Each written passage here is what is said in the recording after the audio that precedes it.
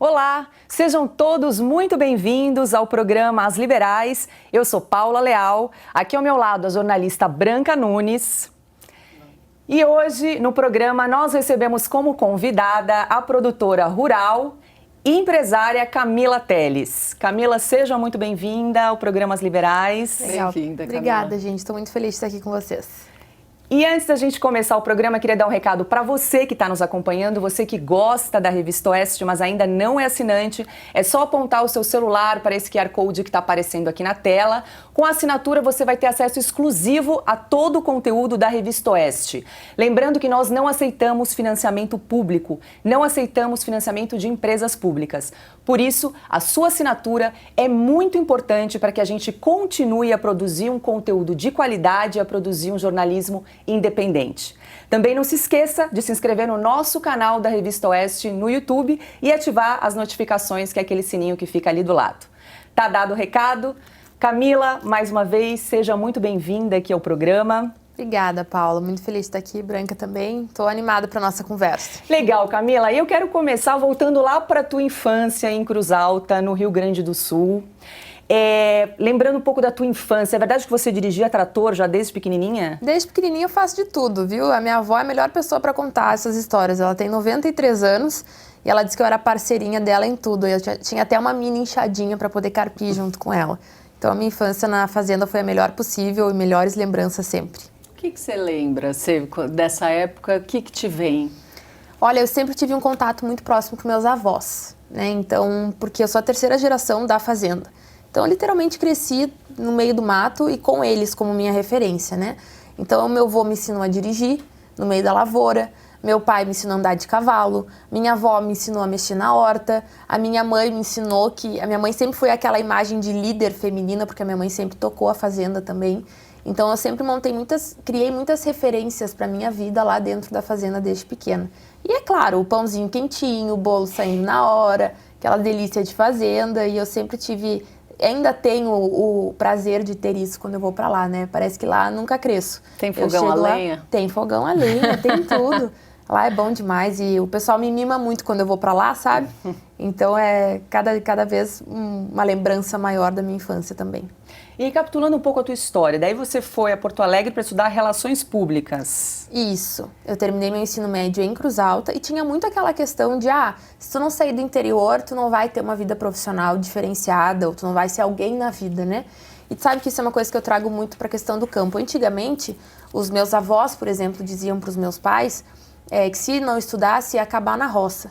Hoje os pais falam para os filhos, ou tu estuda muito, ou tu não vai voltar para a roça, porque tu precisa de muita capacitação para trabalhar no agro hoje. Então, eu saí sem perspectiva de voltar. Eu adoro comunicação, meu sonho era ser comunicadora de alguma forma. Você queria sair? Queria sair e assim, queria e não queria. Eu queria mais por uma questão de... Todos meus amigos saíram, ninguém ficou. Eu disse, não, vamos ir também. Eu queria fazer relações públicas, sempre me apaixonei pela ideia de conectar diferentes públicos, o que eu faço hoje, né, na essência. E aí eu fui embora. Mas assim, todo final de semana eu voltava correndo para casa, sentia muita falta da fazenda, sentia muita falta de botar minhas botinas do meu cavalo. Então eu estava na capital produzindo shows, produzindo eventos de moda, gastronomia, de tudo que era jeito, mas sempre que dava um jeito eu corria para casa. Então esse foi sempre meus grandes amores, né? A comunicação e o agro, e que bom que eu consegui unir os dois depois de um tempo.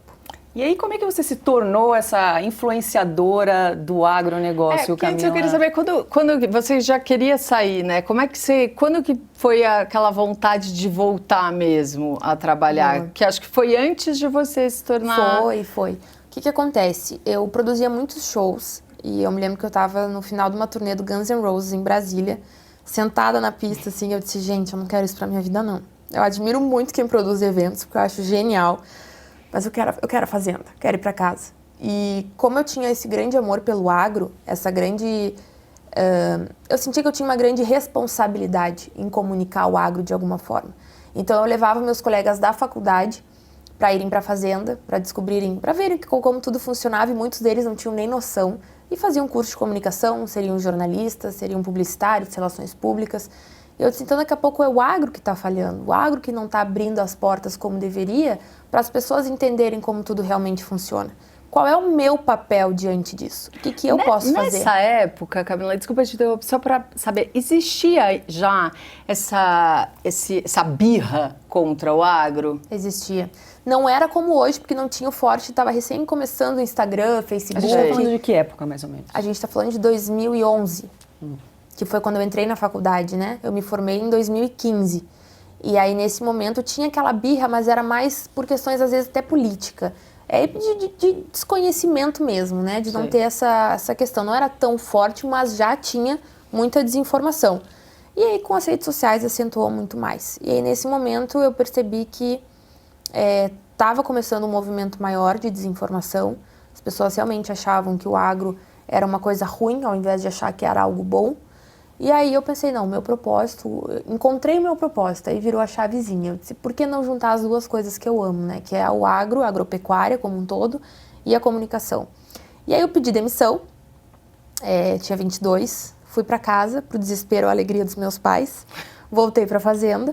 E aí eu pensei, agora eu vou aprender a ser produtora rural de fato, porque antes era muito fácil ir para a fazenda para andar a cavalo e comer comidinha boa, né? E para trabalhar é bem diferente, então... minha mãe me puxou bastante, tipo 5:30, 6 horas a gente estava no campo. Ela me puxou muito, assim, justamente para me mostrar como tudo acontecia e também para valorizar como a nossa família sempre se sustentou, se manteve, né? E aí eu comecei a me dedicar a ser uma produtora rural de fato. E aí criei a Hortaria. A Hortaria, a nossa empresa... Antes tinha o quê? Já era hortaliças? Não, antes era semente, né? Era soja, Sim. Grãos, na verdade.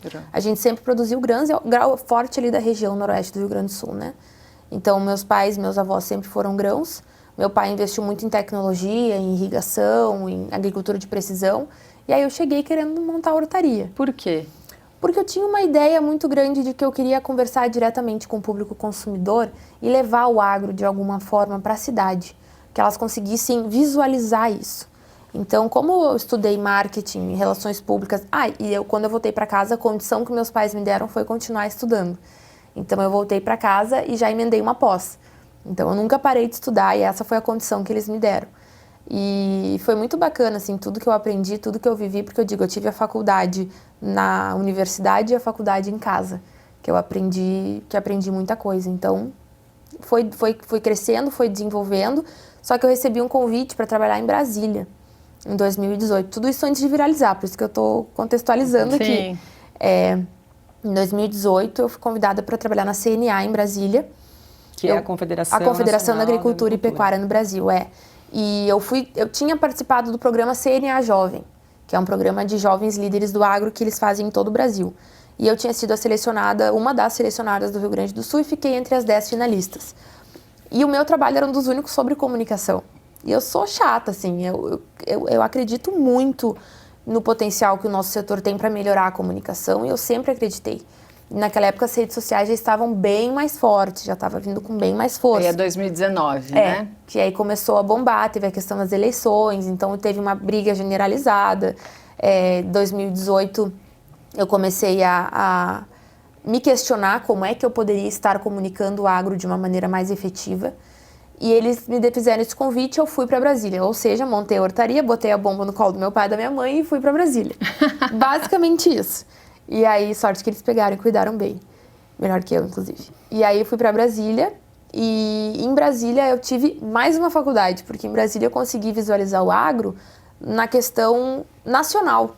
Porque, querendo ou não, eu tinha uma realidade muito regional, né, do meu estado, que é a pontinha lá do país, né, e em Brasília eu consegui visualizar o quão incrível é o Brasil. como o Brasil ele é próspero em produção, como tem diferentes tipos de produção, como tem diferentes tipos de cultura, ao contrário do que as pessoas acham que é gado e soja. Nós somos cana. E cana, nós somos grande exportador de melão, suco de laranja, açúcar. Então a gente tem tanta diversidade de coisa legal para produzir no Brasil, tudo isso de mão dada com o meio ambiente, com os nossos biomas, com as dificuldades, enfim, coisas que muitas pessoas não têm nem noção. E comecei a estudar muito. Eu disse, bom, beleza, sou comunicadora, sou profissional da comunicação, amo agro, estou estudando agro, eu vou começar a dar minha cara a tapa. Só que eu não imaginei que ia ser tão rápido depois dessa minha decisão. Eu tomei essa decisão, meu primeiro vídeo que eu fiz foi sobre a liberação de defensivos, que aconteceu no início de 2019. E eu fiz defendendo a importância da liberação de novas moléculas mais modernas, enfim. E o meu vídeo, assim, foi tipo uma seleção natural, entendeu? Quem não gostava do assunto parou de me seguir na hora. Acho que não tem ninguém mais da faculdade que me segue, inclusive. E aí começou a vir mais gente. Eu comecei a chamar a atenção de um outro público que começou a se sentir defendido, de alguma forma, né? Representado. E aí eu comecei a me divertir um pouco mais. Eu disse, gente, rede social é um negócio maluco, né? Que tu nunca sabe o que vai viralizar. Tu não tem nem noção, na verdade. Tu pode produzir um vídeo incrível e tu vai pensar, esse vai bombar. Aí vai lá um normal com a cara lavada que tu não imaginava e bomba muito mais que o outro produzido. Então eu gravava os vídeos opinativos. E aí teve um dia... Era você falando pra câmera, eu e tripé na minha kitnet em Brasília, só isso. Era meu estúdio. E você que montava o roteiro, tudo. Até hoje, né? Tudo sempre foi assim. Eu acho que isso virou uma identidade minha, então eu não quis perder isso também. E aí teve um dia que a Anitta falou mal do agro, falou que o agro era o câncer do Brasil, alguma coisa assim. E eu disse, gente, eu não vou ser mais uma brigando na rede social. E era bem naquela época do início do governo Bolsonaro, tava todo mundo brigando, questionando. Eu não vou ser mais uma questionando ou brigando lá na rede social, porque vai passar batido. Vamos tentar levar um pouco de humor, então. E eu pensei assim, se a Anitta, que canta e que dança, fala do agro, eu que não canto e não danço, né, vou cantar e dançar na rede social. Sorte que eu não dancei, né? Aí eu fiz a paródia, eu escrevi, decorei tudo em 40 minutos, assim. E postei. Na verdade, eu gravei, batucando na mesa até. Gravei e mandei pra minha irmã, que disse que eu sou a rainha da VA, que é a rainha da vergonha alheia, né? A minha irmã mais nova. Eu mandei pra minha melhor amiga e pra minha chefe, porque eu não podia perder o emprego, né? E as três disseram, cara, posta, porque foi muito bom. Aí eu postei e fui dormir. No outro dia, quando eu levantei, meu celular não atualizava. Travou. E eu disse, gente, o que aconteceu? Já começa a pensar o pior, né? Tiraram minha conta, deu problema, enfim. E eu cheguei na CNA e o pessoal, Anitta do agro. Eu disse, nossa, viralizou esse negócio. E aí, quando eu consegui atualizar, eu já tinha 25 mil seguidores. Você tinha quantos antes? 4 mil. 4 mil. Eu acho que a gente conseguiu resgatar esse vídeo aí. Vamos ver se a produção consegue colocar aí essa paródia. Não basta passar vergonha uma vez, tem que passar várias. Prepara que agora é hora de conhecer o agro que veste, que move um país desnaturado, que só fala mal sem conhecer a real e fica de fora da verdade. Soja, se não tá mais lembradinha, vou te ajudar. Quando um prato vegano tu vai preparar, todos os ingredientes eles têm poder. Pode me dizer de onde eles vêm? Vai? Para com a história do veneno, esse discurso não tem cabimento. Ninguém aqui quer matar ninguém. Ninguém aqui é à toa, o produtor é gente boa. O quê? Gente boa. Ai, que voz é essa? Gente boa. Que? Prepara. Muito obrigada. Fazia muito tempo que eu não assisti ele até o final. Camila, você falou que esse vídeo não chegaria na Anitta. Chegou até ela? Chegou. Chegou na produção dela, chegou na assessoria dela e provavelmente, né, automaticamente chegou nela. Mas não tive nenhum retorno, não. E você falou, a gente estava conversando um pouquinho antes do programa, você falou que você gostaria de conversar com a Anitta. Eu gostaria de conversar com todo mundo que fala alguma desinformação sobre o agro, né? E a Anitta, ela virou uma personagem presente nas minhas redes sociais porque ela já falou muita coisa que não faz sentido. E eu gostaria muito de conversar, muito. O que você gostaria de falar? Eu gostaria de levar ela para uma fazenda. Eu gostaria basicamente isso, de levar ela para minha fazenda, fazenda de produtores do Mato Grosso, Goiás, onde for, para mostrar como funciona o agro no Brasil e como é tão diferente daquilo que as pessoas visualizam e acham que está acontecendo. Assim como ela, eu queria levar vários outros nomes aí para um dia. Um dia não, tinha que ser uma semana, para botar no trabalho e ver como é que funciona. Eu ia te perguntar uma coisa. Tem muita gente, desses artistas e, enfim, personalidades que falam do agro, do meio ambiente, destruição da Amazônia e tal. Quem que você acha que é o pior, assim, que é o mais nocivo? Olha, eu não vou te dar nome de artista, porque eu acho que eles se baseiam muito em ONGs. E eu posso trazer o Greenpeace como, com certeza, o maior... Desinformador. Desinformador, Por quê? Porque o Greenpeace, eu acho que tem um interesse... eu sempre falo que algumas ONGs, a maioria delas, estão focadas no problema e não na solução, né? Elas vivem do problema. Então, se resolver, não tem mais o problema, nem mais a problema, causa. Não existe mais a ONG, né? Então, eles estão sempre levantando problemas, e nunca solução. Elas nunca dão solução para alguma coisa. Então, eu comecei a perceber que, com base naquilo, eles têm um marketing muito bom, né? Porque eles jogam a informação e tem os artistas que são parceiros da ONG, porque é interessante, é legal ser parceiro de uma ONG e cuidar do meio ambiente, né? E eles começam a disseminar a informação, a desinformação. Então, assim... Eu acho que começa muito... As redes sociais hoje virou uma terra onde tu tem muita informação importante e muita desinformação também. Tu tem que saber filtrar o que chega até ti. Eu não falo pra pessoa amar o agro ou ignorar um post do Greenpeace, não estou falando isso. Mas eu peço que essa pessoa, antes de chegar à conclusão, escutando a Anitta, Porchat, escutando, sei lá, qualquer pessoa que fala mal do agro, que escute um produtor rural, então. Escute um engenheiro agrônomo. Escute um veterinário, escute alguém que trabalha o dia a dia dele naquilo, não alguém que está dando opinião e nunca pisou numa fazenda.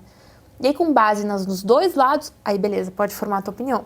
Fica super tranquilo, entendeu? Mas não escuta só um lado, tem que escutar os dois lados. E o nosso lado geralmente não é ouvido, porque nós estamos dentro da fazenda, trabalhando lá, né, pegando pesado. E por muito tempo o agro ignorou a comunicação, achou que não era necessário. Então agora a nossa geração está tendo que correr atrás. Qual que é o mito do agro que mais te incomoda, assim, Tem que você tantos. ouve? Eu acho que a questão da pecuária acabar com o meio ambiente, da pecuária ser a vilã. A Luísa Mel chegou a mencionar que a culpa da guerra na Ucrânia e na Rússia era da pecuária brasileira. Então, é uma coisa que não faz nenhum sentido. Então, botar toda a culpa na pecuária, para mim, é uma das coisas que me incomoda muito. Eu não sou pecuarista. Eu planto alface. Explica, então, desmonta esse mito aqui. Gente, eu não sou pecuarista. Mas por que a pecuária não desmata? Pecuarista, assim, pecuária não significa desmatar o meio ambiente ou acabar com o meio ambiente. Perfeito. Primeiro ponto, a gente tem que saber diferenciar quem é criminoso ambiental e quem é produtor rural. Eu defendo o produtor rural. Não estou dizendo que não tem gente fazendo errado. Isso em todos os segmentos a gente sabe que existe. Nenhum é perfeito, o agro não é perfeito, está longe de ser.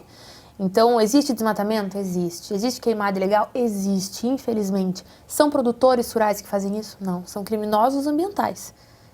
Essa é a diferença, porque a maioria são os produtores que estão lá com as suas reservas legais, com as áreas de preservação permanente, estão produzindo com segurança, estão produzindo com respeito, com cuidado e não estão acabando com o meio ambiente. Então, é uma minoria que acaba... É como se botasse os bandidos, porque criminoso ambiental para mim é bandido dentro de um saco e todos os produtores rurais automaticamente no mesmo saco para ser chutado. Não faz sentido nenhum. Então, acontece? Sim, acontece, mas não são os produtores rurais que fazem isso. Eu acho que o que muita gente não sabe é que existe uma quantidade de regras tão grande, né, que os produtores rurais brasileiros precisam seguir. E também uma outra coisa que... acho que é um dos mitos, gostaria que você falasse um pouco sobre isso, é a ideia de que, assim, o pequeno sempre é o bonzinho, não desmata, e o grande está devastando o meio ambiente. Sim. Isso é uma coisa muito importante que tu levantou aqui, Branca, porque, assim, as pessoas têm a visão de que o grande vilão do agro brasileiro é o grande produtor, né? Eu estava lendo aqui, antes de entrar aqui no estúdio com vocês, eu estava lendo uma matéria que... algumas pessoas falam que a soja é o problema do Brasil. né? É o que destrói o Brasil. E a questão é a seguinte, eu conversei com 2 biólogos, até do Instituto Onça Pintada, o Leandro e a Ana, e eu perguntei para eles como que o grande produtor rural ajudava na preservação, na conservação da biodiversidade brasileira, porque isso é uma das coisas que vem nas nossas costas também, né? A gente acaba com a biodiversidade. E eles disseram que graças às áreas de preservação permanente de grande tamanho, porque quanto maior a propriedade, maior a área de preservação permanente pela porcentagem óbvia. Então tem propriedades rurais que têm 19 mil hectares de área isolada, que ninguém toca, ninguém entra. A biodiversidade completa, a onça pintada, tudo que diz que a onça pintada é o topo da cadeia, né? Então ele está completa ali a biodiversidade naquele lugar. E o pequeno produtor, ele já tem uma área menor de preservação, e aí já acontece mais a caça, o desmatamento. Porque eu vou te dar exemplo já que nós estamos na pecuária, exemplo de pecuarista, tá? Grandes pecuaristas em grandes propriedades no Mato Grosso, Goiás, Mato Grosso do Sul, enfim, onde tem uma área de preservação permanente grande, a onça pintada vive plena, né? A biodiversidade vive completa. Se a onça pintada vai lá e come os bezerros daquele produtor, isso é prejuízo para ele. Isso acontece. Só que ele não vai caçar aquela onça pintada, porque mesmo sendo um prejuízo para ele, ele vai agregar valor no produto final dele e vai colocar um selo, amigo da onça pintada, um selo do Instituto Onça Pintada, um selo de que não existe caça naquela propriedade rural, que eles preservam a biodiversidade brasileira. Ele vai ter uma visão empresarial um pouco diferente. Se tu vai num pequeno produtor e a onça pintada vai lá e come o bezerro, é prejuízo na hora para ele. Então, automaticamente, o que vem na cabeça? Vou caçar, vou acabar com isso. Então, as pessoas não conseguem visualizar nesse formato, entendeu? E assim, a verdade é que essa desinformação, essa guerra que virou entre o agronegócio, porque falam, né, que tem o agronegócio, que na cabeça das pessoas são os grandes produtores, e a agricultura familiar ou agricultura orgânica, enfim. Primeira coisa, o agronegócio é uma cadeia. Todos esses nichos, agricultura orgânica, agrofloresta, fazem parte do agronegócio. Ninguém planta para bonitinho, todo mundo planta para lucrar, para ganhar dinheiro, é um negócio. Então, o agronegócio compõe tudo, não é só soja, milho, grão e gado, não é. E as pessoas não conseguem enxergar isso. Então, virou hoje um discurso bem complexo da gente tentar desmembrar, assim como a questão que o arroto do boi, a pecuária, está acabando com a camada de ozônio, está gerando desmatamento, as queimadas, enquanto eu acho que o culpado é o ser humano, sabe? Pois é, a gente está falando aqui de pecuária e agora tem uma onda de vegetarianismo, muita gente reduzindo o consumo de carne, várias propagandas, divulgação, né? Pedindo para que as pessoas consumam menos carne, segunda sem carne, enfim. Esse argumento, né, do bem-estar animal para não consumir carne, faz sentido, Camila? Não faz, porque um animal sem ser bem cuidado não gera lucro para o pecuarista. Esse é o primeiro ponto. Como as pessoas gostam de falar de lucro, a gente vai direto nesse ponto. Então, o bem-estar animal, além de ser uma obrigação dos pecuaristas hoje no Brasil, e que eu posso garantir que a maioria tem todo o cuidado do mundo, tem fazendas incríveis aqui no Brasil, grandes fazendas que são referência em bem-estar animal. Claro que existem filmagens de ONGs que pegaram casos distintos e que acontecem, viralizaram, porque eu falei, existem coisas erradas sendo feitas, mas a maioria está fazendo correto. E o animal tem que ter um cuidado do bem-estar desde a fazenda até todo o seu desenvolvimento, todo o seu crescimento até o abate. Também tem o abate humanitário, que é cuidando de estresse, de medo, para o animal sentir menos ainda qualquer... Claro que ele vai para o abate, não tem como romantizar isso, mas que pelo menos ele sofra o mínimo possível para que isso aconteça. Não é nada agressivo, não é nada pesado, entende? Então, assim, tem um cuidado gigantesco. De novo, animal estressado, animal desidratado, animal mal cuidado, não gera uma carne macia, não gera um produto diferenciado e o produtor vai perder dinheiro. Então, o produtor não é só uma obrigação, como também é o interesse dele manter o animal muito bem cuidado. Gente, eu posso garantir para vocês que tem hoje bovinos melhor tratados do que pessoas. Eu sei porque eu visitei fazendas já onde os bovinos tinham ventilação, ar-condicionado, música clássica, massagem. Então, assim, um negócio, é um outro mundo que as pessoas insistem em não querer enxergar, que é o que acontece na maioria do nosso país. E outra, né? A gente tem 2 tipos de pecuária, intensiva e extensiva. A pecuária extensiva é a maioria no Brasil, que é o gado criado solto, que é o gado criado a pasto. E a intensiva, que é confinamento, existe, mas ainda é minoria. A maioria é extensiva. Ao contrário dos Estados Unidos, por exemplo, onde foi feito aquele documentário Cowspiracy, você já deve ter escutado falar. Sim. Esse documentário foi baseado na pecuária dos Estados Unidos, de outro país. Tanto que fala que tinha dejetos no mar. Vocês já viram dejetos bovinos no mar do Brasil? Não existe, entendeu? Então eles já misturaram tudo. Aí veio num programa aqui no Brasil, que até que foi um outro que eu viralizei respondendo, que falaram que a pecuária estava acabando com o mar do Brasil, que tinha raios de cocô, que eles usaram esse termo exatamente, por todo o mar, enfim, 200 quilômetros de sujeira. Nunca vi isso, nunca ninguém viu isso, e não tem pecuária no litoral ali que possa acontecer isso. Então, as pessoas pegam informações de diferentes lugares e não vão na fonte, não entendem de onde vieram e começam a aplicar como se fosse uma realidade nossa, o que não acontece. Então, a pecuária tem vários mitos envolvendo elas, assim, por isso que eu falo, as pessoas tinham que visitar um pecuarista no Vale do Araguaia, na Amazônia, no Pantanal, e entender como as coisas realmente funcionam. E uma carne de Mato Grosso não tem igual. Hein? Então, olha, eu sou gaúcha, hein?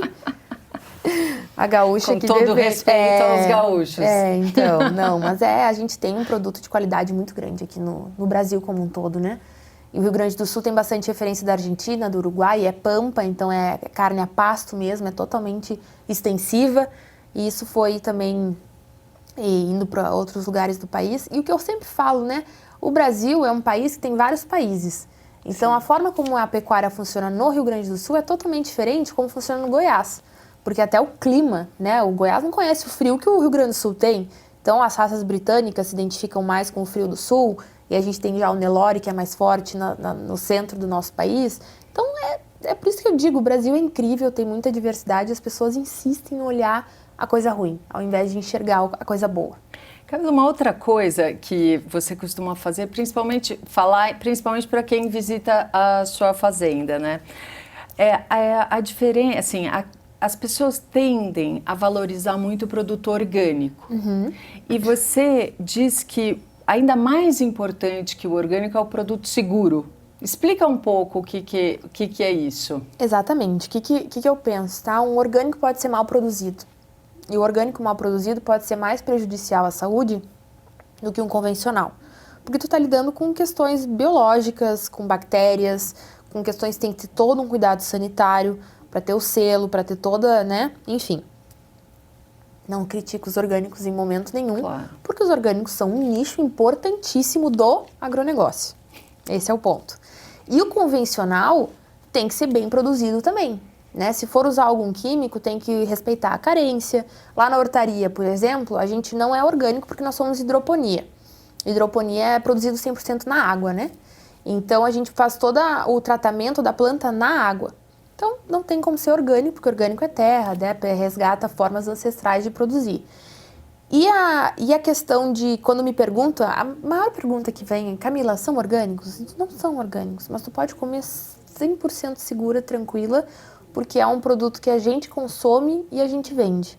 É um produto que nós cuidamos tudo perfeitamente, desde a forma que a pessoa entra na estufa, desde o manejo com as alfaces, com as verduras, até o que é usado, como é usado. A gente evita ao máximo usar químico. E eu não tenho problema nenhum em falar sobre isso, porque eu tenho certeza que os produtores evitam ao máximo também, porque é caro. Eleva muito o custo de produção, isso é uma outra coisa que as pessoas também não pensam. Ninguém gosta de usar defensivo químico. Então, a gente usa o menos possível, já estamos com biológicos. A gente tem outras alternativas, tem uns adesivos que atraem bichinhos, que tem uma cola. E aí tem um que é amarelo e um é azul. Atrai um tipo de insetos e o outro, que daí cola lá e não vai nas alfaces. Tem várias alternativas, põe cola nos pés das mesas, das bancadas, para os bichinhos que forem subir ficarem colados e não irem para alface. Então tem várias coisas que a gente fica fazendo, inventando e tentando para evitar usar o máximo possível, quando é muito necessário, por questões climáticas, por questões, enfim, de excesso de chuva. Rio Grande do Sul teve seca. Então tem várias questões climáticas que às vezes nos obrigam a usar algumas coisas, mas o ponto não é orgânico ou convencional, o ponto é a segurança alimentar. E outra questão, não é todo brasileiro que tem condições de pagar 5 vezes a mais por um produto. Hoje um orgânico pode custar até 5 vezes mais do que um convencional. Então, as pessoas que geralmente defendem só a produção orgânica, elas são as mesmas pessoas que criticam a fome. Então, não faz muito sentido. E aproveitando que tu trouxe um pouco a questão do orgânico, eu queria trazer também o que aconteceu no Sri Lanka e na Holanda, que são 2 casos que a gente pode ver o quanto o radicalismo não funciona nesse sentido. O que aconteceu? Os governos cortaram a utilização de defensivos químicos e fertilizantes do dia para a noite. O que aconteceu? Uma revolução. Não tem como, o produtor não está preparado, o clima não permite isso.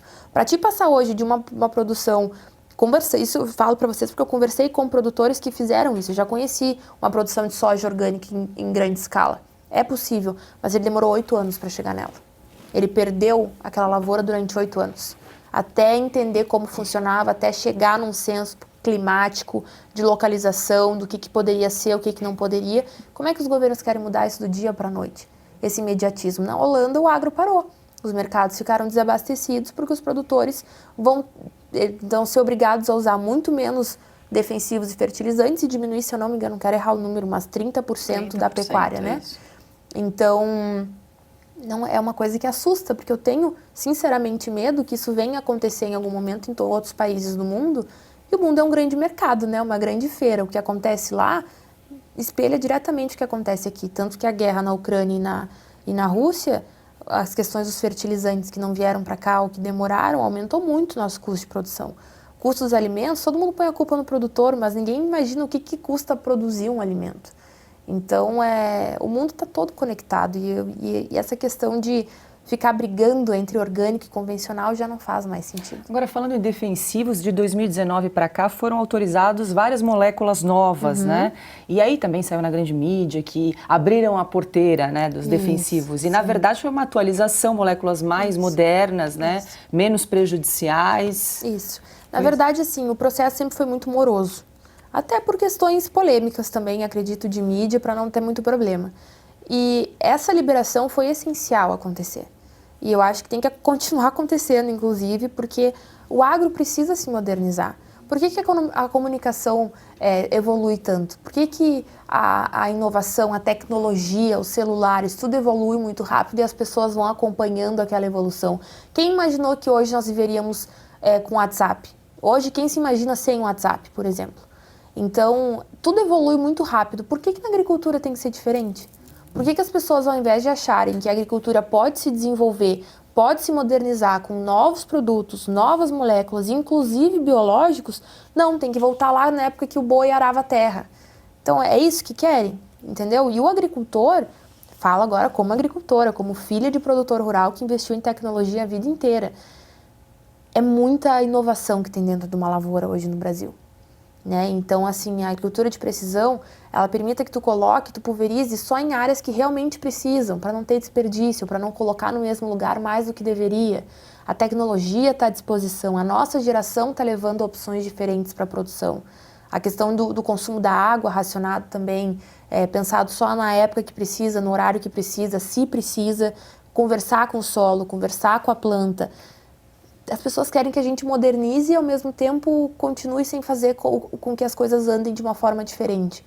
Então, por isso que eu digo, as pessoas que não gostam do transgênico, que também é outra pauta que me incomoda um pouco, que não gosta do transgênico, não gosta do defensivo, não gosta do desmatamento, elas não entendem que as coisas elas vão surgindo para ajudar umas às outras. Por que eu planto transgênico?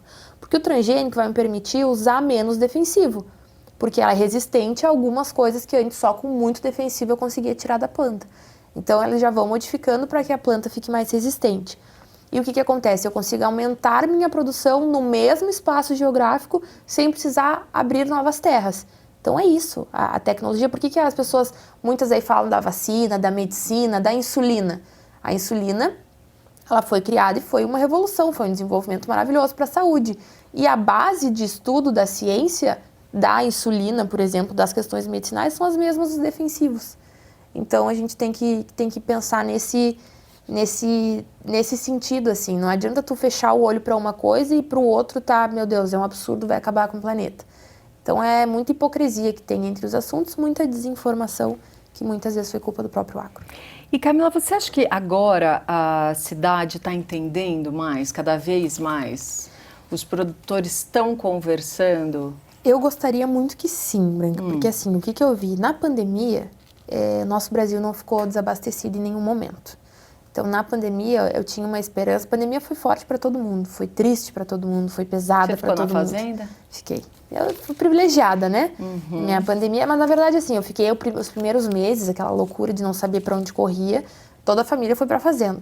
E depois eu voltei para Curitiba, eu fui trabalhar normalmente, porque era mais home office mesmo, e aí eu tinha que fazer algumas coisas. Mas o agro não parou, né? De fato. Então, o plantio continuou, a safra teve que continuar. Nenhum produtor decidiu fazer lockdown, se prendeu em casa, as pessoas que se alimentem do ar. Então, eu tinha uma esperança de que o agro fosse mais valorizado na época da pandemia. Isso aconteceu, de fato, né? Algumas pessoas realmente mudaram um pouco essa visão, mas ainda existe me permitam falar que eu chamo da lacrolândia, né? Que é aquela área que só quer lacrar, que só quer incomodar nas redes sociais e causar.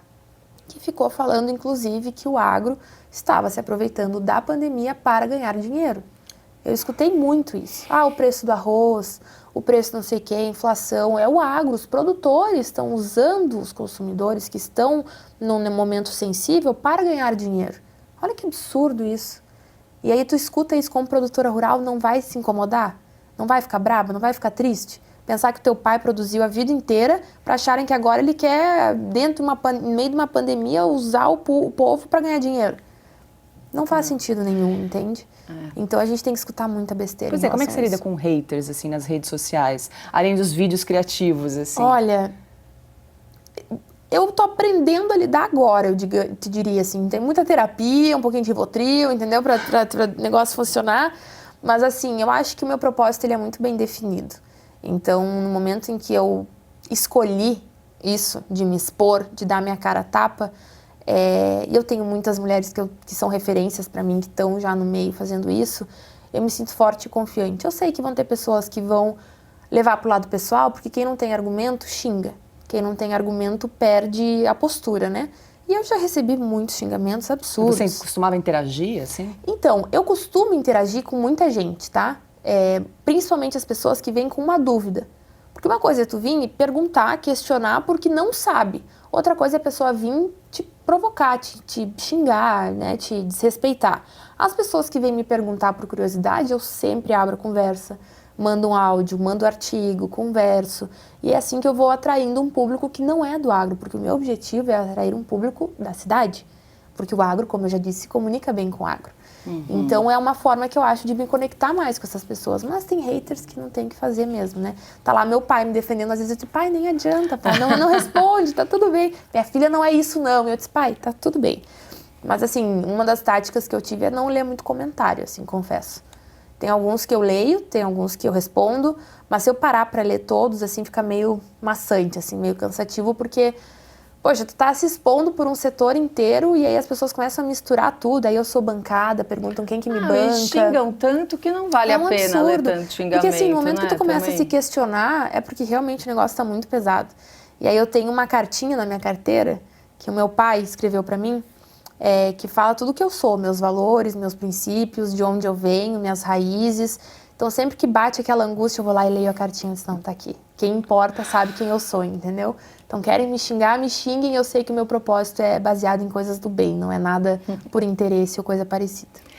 O produtor, ele deixou de lado esse lado da comunicação? Ele deveria ter prestado mais atenção nisso? Deixou, eu acho que é uma questão cultural, porque assim, é só para ver a diferença das gerações, né? Meu avô, que construiu tudo do zero, não estava preocupado em defender alguma coisa. O meu pai, a geração do meu pai e da minha mãe, já veio com uma preocupação, o início de uma preocupação, mas era mais, como não tinha rede social, era mais a coisa de bate-papo, de conversa, de fazer tratoraço em Brasília, de, né, se mobilizar de alguma forma. A nossa geração recebeu um bombardeio gigantesco, porque eu vejo que o agro, principalmente nesses últimos anos, virou uma forma de atingir o governo. Virou vilão. Virou vilão. Então virou uma pauta onde mesmo que a pessoa não saiba o que é agro, vai odiar o agro porque está na pauta. Porque virou um movimento legal no Brasil hoje, entendeu? Então isso é uma coisa, é muito difícil reverter essa situação porque envolve pessoas com muita influência. Eu tô lá com 245 mil seguidores, sofrido, suado desde 2019, nunca impulsionei, nunca fiz nada, tudo orgânico. Mas como é que eu vou competir com pessoas como a Anitta, que tem 60 milhões de seguidores, e fala para os seus seguidores, que inclusive são de outros países, que o agro no Brasil que o agro está acabando com o Brasil, que o produtor está acabando com a Amazônia. Então é um discurso muito difícil. E a gente tem que lutar aí contra problemas nas escolas, a gente estava falando antes do aluno que foi humilhado. A gente tem que enxergar crianças acreditando que parar de comer carne é a solução para o planeta. E é muita hipocrisia, né? Porque o ser humano está acabando com o planeta já faz bastante tempo e é muito fácil botar a culpa no agro, né? Mas é bem complicado. Pois é, Camila, porque você, produtora rural, tem hortaria e tem uma agência de comunicação voltada para o agronegócio, que é a Farmcom. Isso.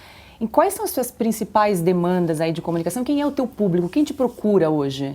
São mais os jovens, é mais essa geração que está entrando nas propriedades rurais e quer fazer alguma coisa diferente. Os netos. Os netos, né? Porque assim, por exemplo, na nossa fazenda, meu avô faleceu, minha grande referência de produtor rural faleceu esse ano, e eu quis manter o nome dele firme, então eu criei uma marca para o nosso grupo familiar, para manter o sobrenome dele intacto. Criei toda uma questão familiar, por isso que a gente estava falando de agricultura familiar.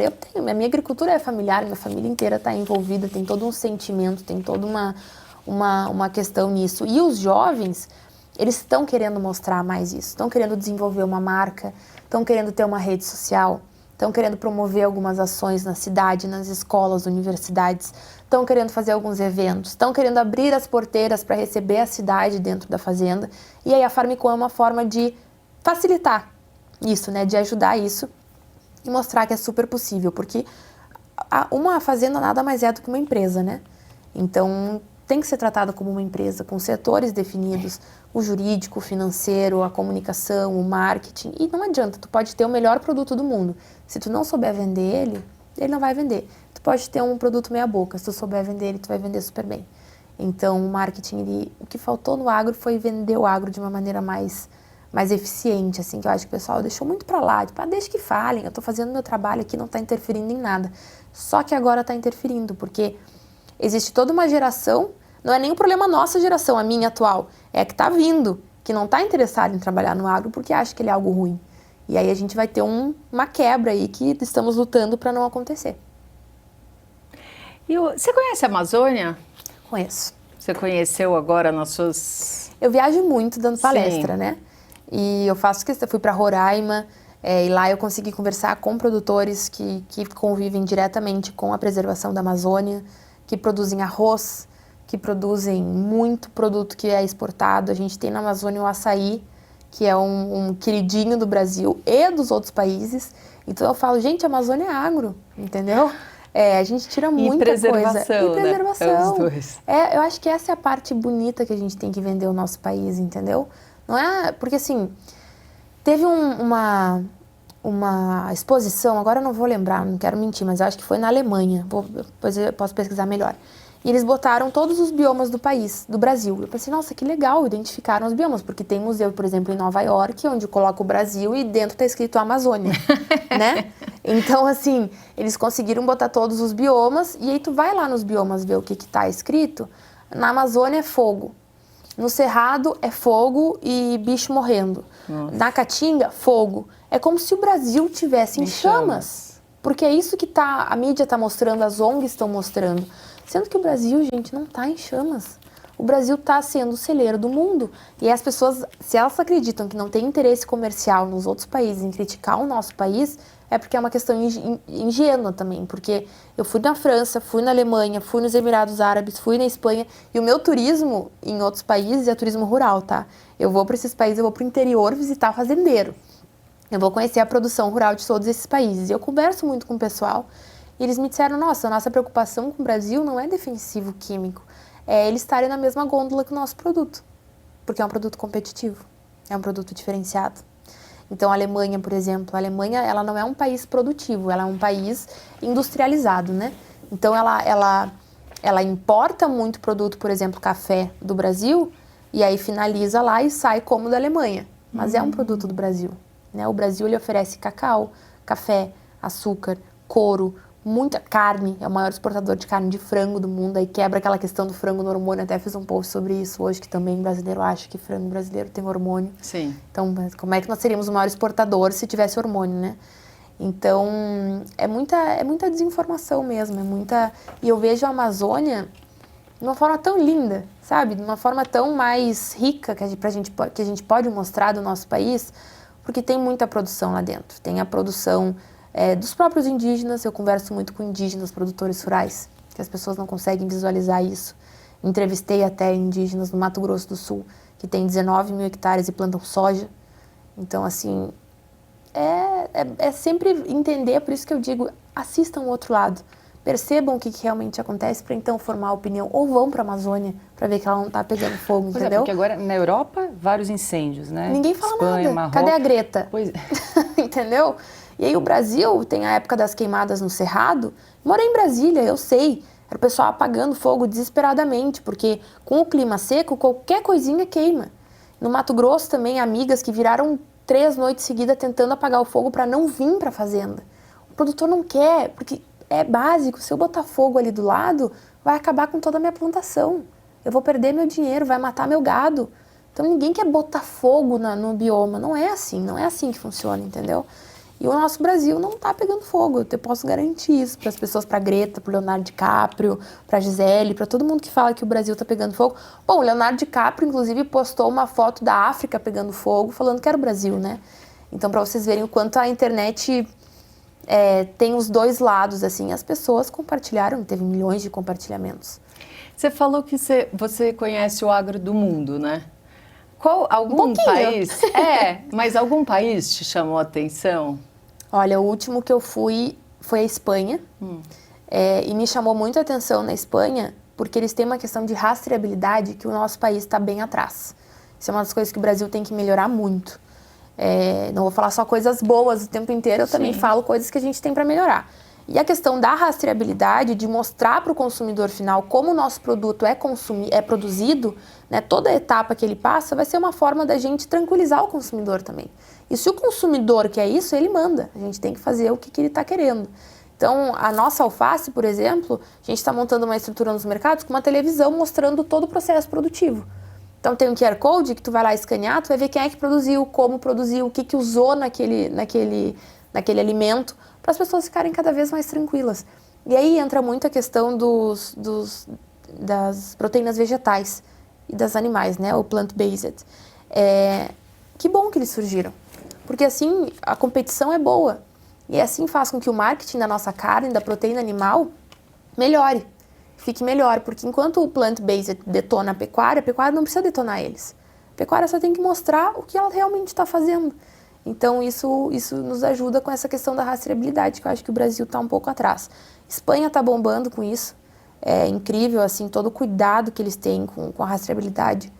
Eu visitei algumas fazendas de oliveiras, né, que eles produzem 50% de todo o azeite do mundo vem da Espanha. Inclusive, alguns famosos que têm rótulo de Portugal ou Itália, eles importam da Espanha para fechar no país e dizer que é deles, assim. Até conversei bastante com produtores de oliveiras. Eu conheci produções de... outra coisa interessante, produção de citros. Lá eles produzem a tangerina sem semente. E muitas vezes eles têm que matar abelhas para elas não polinizarem diferentes plantações, para não ir dar com a semente para sem semente. Imagina se isso acontecesse no Brasil. Nossa. Ia ser uma loucura, né? Porque já falam que a gente está acabando com a apicultura. Mais uma curiosidade, a apicultura faz parte da pecuária. Pecuária não é só gado de corte, não é só bovino. Pecuária é um conjunto, é uma criação de animais para consumo. Então, né, que gere algum bem para consumo. Então, avicultura é pecuária, bovinocultura, caprinocultura, apicultura, são pecuária também. Isso é uma das coisas que eu tento desmistificar bastante. E assim, eu gosto de conversar com os produtores de outros países, porque mesmo sendo realidades diferentes, eles passam por uma desvalorização igual, por incrível que pareça. Passam? Passam. Eu conversei com um produtor no interior da Alemanha, da França, e ele me falou que o próprio governo desvaloriza, né, a produção rural.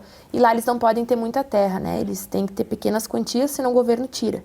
Então, eles têm associações, têm cooperativas que eles se juntam para comprar um maquinário, porque não vale a pena tu ter um maquinário só para tua propriedade. Então, eles têm que... Compartilhar. Eles compartilham e tem uma união diferente lá, um formato diferente de produção que acontece aqui no Brasil. Eu estive nos Emirados Árabes esse ano. Parece que eu sou super viajada, gente, mas não. É porque eu vou viajar e eu converso muito com os produtores rurais. E até porque eu não entrava em avião até 2016, agora que eu comecei a viajar mais. E aí, nos Emirados Árabes, eu conversei com um produtor rural árabe que ele disse, nossa, o meu sonho era ter um Brasil para produzir. Eu disse, por quê? Ele, porque aqui é deserto. O que eu vou produzir no deserto? Aqui a gente tem que aplicar uma tecnologia imensa para conseguir irrigar, para produzir em grande escala, o que não acontece ali na região de Dubai e Abu Dhabi, são pequenas propriedades que produzem. Os Emirados Árabes, eles importam 80% dos alimentos deles. Eles produzem só 20%. E quem é um dos principais exportadores para eles é o Brasil, né?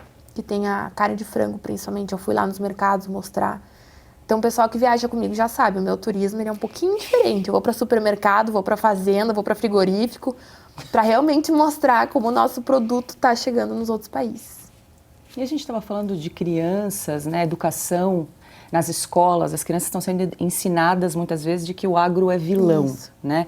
Você tem acompanhado, porque a gente até estava falando sobre, numa outra entrevista, do De Olho no Material Escolar, exatamente a preocupação dessas mães, né, com a educação que está sendo levada para essas crianças. Tem algum trabalho nesse sentido, Camila? Então, esse projeto De Olho no Material Escolar é incrível. Eu acho que é um movimento que o Brasil estava precisando para a gente ocupar espaços onde o material possa passar também por produtores rurais ou por mães produtoras rurais.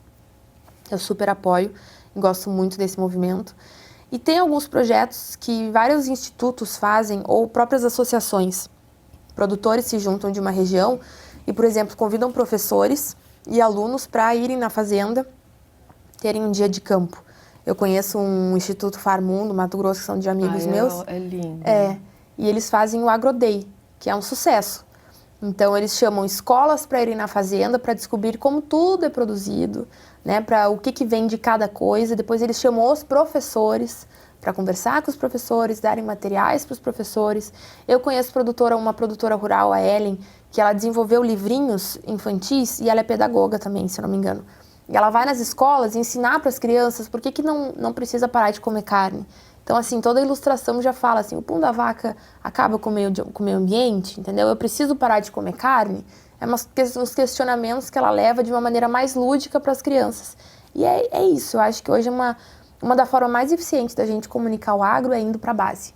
Porque a base está vindo forte. E eles estão vindo com rede social, com desinformação, com informações rápidas. Eu digo assim, tem muita gente que não para hoje para escutar um cientista ou um pesquisador, ou para ler um artigo. Eles vão lá na pessoa que eles admiram por algum motivo e escutam o resumo, a opinião dessa pessoa e pegam a sua opinião para si. Então a gente tem acompanhado muito isso acontecendo também. Mas é a luta diária que a gente tenta. Eu acho que esse público... Eu foquei bastante num público jovem. TikTok, agora eu tô começando TikTok, mas Instagram principalmente, para ver se eu puxo eles de alguma forma. Por isso que os meus vídeos não são muito produzidos. Os meus vídeos são uma selfie ali, meu tripézinho. Demorei para comprar um tripé, na verdade foi meu pai que me deu, porque ele disse que era uma vergonha não ter um. Aí tem o meu tripézinho lá, gravo na fazenda, gravo onde eu estiver, para o pessoal se sentir mais próximo, para humanizar um pouco a questão do agro também. E é isso que eu falo, quando me perguntam, Camila, como é que eu comunico o agro? Eu disse, olha, tem várias formas de comunicar o agro. Não é só gravar vídeo na internet, eu brinco, não precisa cantar na internet, tá tudo bem, né? Pode convidar uma escola para ir na sua propriedade rural, pode ir até uma escola do seu filho, da sua filha, sobrinho, neto, enfim, afilhado, irmão. Dá para fazer um monte de ação que é comunicação, e vocês sabem bem, a comunicação está em tudo e não precisa ser necessariamente nesse formato, pode ser em vários formatos diferentes. Mas quando você não está visitando fazenda ou plantando, o que você faz? Estudo, basicamente isso, assim, não, mas... A minha vida hoje, o meu hobby e o meu trabalho, eles estão muito conectados, né? Porque, assim, eu vou viajar em lugares, exemplo, vou pro Nordeste com a família. Eu não resisto, eu preciso ir visitar uma fazenda de camarão, né? Que chama produção de camarão, de lagosta. Eu vou pro meio do mar, vou descobrir como tudo funciona, porque eu acho que meu Instagram virou um negócio de quebrar algumas barreiras e de mostrar como algumas coisas são produzidas. E isso, pra mim, é muito prazeroso. Porque o que acontece? Eu tenho a agência e eu atendo clientes, então reuniões, hoje eu passei a manhã em reunião, passo dias em reuniões, faço consultoria. Aí eu tenho a hortaria, que a hortaria tem que estar sempre junto de alguma forma. E eu já estou viajando muito, então eu estou sempre em contato com meus pais. A gente tem um aplicativo que a gente consegue acompanhar tudo por lá. Então isso para mim é um negócio que tem que ter muito foco. E a rede social passou a ser um prazer para mim, um hobby. Então assim, quando eu dou eu dou uma opinião mais descontraída. Ou eu vou num restaurante legal para mostrar uma valorização de um produtor rural. Eu vou numa cafeteria que dê uma experiência de cafés com queijo, cafés com chocolate. E eu vou mostrando, ó, o chocolate é cacau. Vocês sabiam que no Brasil é produzido tanto por cento do cacau do mundo? Né? O queijo é lácteo. Vocês estão criticando leite, tem gente que não gosta do leite, mas come derivados e nem percebe. O café é uma potência no Brasil, né? E está surgindo muito mais cafés especiais, está virando um mercado gigantesco. Então, pra mim vira um hobby também. Mas tem uma coisa que poucas pessoas sabem de mim, que eu era bailarina. Antes de ir pra comunicação. Então, poderia ter dançado naquele vídeo, mas que bom que eu não dancei, né? E aí eu era bailarina clássica, dançava balé, dancei 16 anos balé, dava aula, competia e era uma das minhas maiores paixões, assim. E você parou? Eu parei porque quando eu fui pra Porto Alegre, pra universidade, eu comecei a trabalhar desde o primeiro semestre. Então eu tinha estágio e tinha aula nos períodos livres. Então eu vivia da universidade pro meu trabalho e pra minha casa. Eu não conseguia sair de forma e o negócio foi desgringolando um pouquinho. Mas sempre que dá eu danço, dou um jeito de dançar. Adoro dançar pra desestressar, pra viver. E ir pra fazenda também pra mim é outra coisa, né? Cavalo, pé na terra, ficar lá. Meus pais me proibiram de trabalhar final de semana quando eu tô em casa, então... Só que eu brinco com eles, eu disse, pai, meu trabalho é mostrar a gente, é mostrar o que tá acontecendo. Ele, não, minha filha, vamos ficar quietinho, vamos andar a cavalo, vamos comer bem, vamos dormir mais um pouquinho, porque eles não são acostumados com esse meu ritmo maluco, né? Então, assim, eu tô aprendendo. Mas eu faço muita coisa ligada ao agro. Pra mim é um amor mesmo, é uma paixão. E o que você gostaria de futuro para esse projeto Hortaria? Olha, que você imagina? Eu imagino a hortaria em vários pontos do Rio Grande do Sul, né? Eu acho que ela pode ampliar muito. Hoje só tem no estado do Rio Grande do Sul. Hoje só tem no estado do Rio Grande do Sul, só na nossa região, né? A gente só tem 5 cidades ali da nossa região. Mas a gente tem uma possibilidade de ampliar, franquia, quem sabe, né? Vocês são que raio? De quantos quilômetros? Olha, uma média de 200 por aí. Nossa, bastante. Não, é bastante, é bom. Mas assim, é tudo... É que, na verdade, é um raio de cidades que estão bem conectadas pelo interior também, entendeu? Então, são pequenas cidades onde a nossa cooperativa, que nos ajudou muito, então eu enfatizo muito a importância do cooperativismo no agro também, nos botou nesses mercados na região, acho que é menos de 200, mas assim, é tudo por perto ali, tudo próximo. E a gente quer ampliar muito, quer chegar em grandes centros, e eu acho que está com uma tendência boa. A gente começou com uma canguzinha, um carrinho pequeno, aí a gente foi para uma van, agora a gente tem um caminhãozinho, e assim a gente está crescendo. Então, aqui é um parâmetro bom para ver como é que a gente está andando. Mas é muito bom, brilha muito o olho pensar que é um negócio que nasceu na família, da família. Quantas pessoas trabalham hoje? A gente está com 15 pessoas. E assim, é uma grande família, porque fazenda é isso também, né? Almoça junto, toma café junto, tá sempre junto. Então é um negócio que eu me sinto muito tranquila em viajar e saber onde está a minha raiz, onde eu posso voltar. E você se envolve na parte financeira, administrativa também? Me envolvo, mas aí entra um negócio de sucessão familiar que é um pouco complexo, né? Não dá para meter muito o bedelho lá no meio das planilhas dos meus pais, que já complica um pouco. Mas eu tento ajudar em tudo. Minha parte principal é marketing mesmo, é a parte de comunicação. Minha mãe cuida muito da produção. Meu pai cuida mais dessa parte comercial e a gente tem a equipe daí de financeiro, jurídico, enfim, para ajudar nas outras questões. Mas a gente tenta cada um ter o seu papel para até não dar confusão, não dar briga, e é família, né? Então, no final de semana tem que estar todo mundo comendo churrasco feliz. E se você pudesse chamar qualquer pessoa do mundo para fazer um tour pelo agro brasileiro, assim, para conhecer? Tem tantas que eu chamaria hoje. Dá para encher uma van? Gente, dá para encher uma van. Eu acho que do mundo, eu chamaria a Greta, chamaria o Leonardo DiCaprio, chamaria o Papa, que também falou da carne. Chamaria até eu falei, gente, eu não posso gravar vídeo do Papa, porque senão minha avó vai brigar comigo. Mas, poxa vida, Papa. Então, eu chamaria várias personalidades que dão a sua opinião aí sem conhecer. E no Brasil aí eu encheria um trem, né? Eu acho que no Brasil a gente podia botar um avião aí, baixar numa fazenda, que ia ser uma diversão. E eu tenho certeza que se as pessoas vivessem um dia numa propriedade rural, elas iam mudar a opinião. Eu tenho certeza absoluta. Porque eu nasci numa fazenda, eu sei como é que é. Então, quando a gente lê essas informações, dói. Porque pensa, eu preciso defender meu avô, eu preciso defender meu pai, minha mãe, minha avó. Como é que estão falando isso deles? Entende? Então, é um negócio muito pessoal. Eu queria que muita gente tivesse essa experiência. Muita. E Camila, a gente vive num país onde muitas vezes é difícil empreender, né? Como é que é empreender no agro? Assim, quais foram os principais gargalos, ou são, né? Porque você está num processo de expansão. Olha, é difícil empreender no Brasil, é muito burocrático empreender no Brasil, e às vezes até desmotivador, né? Acho que já deu uma melhorada, mas ainda tem muitas questões.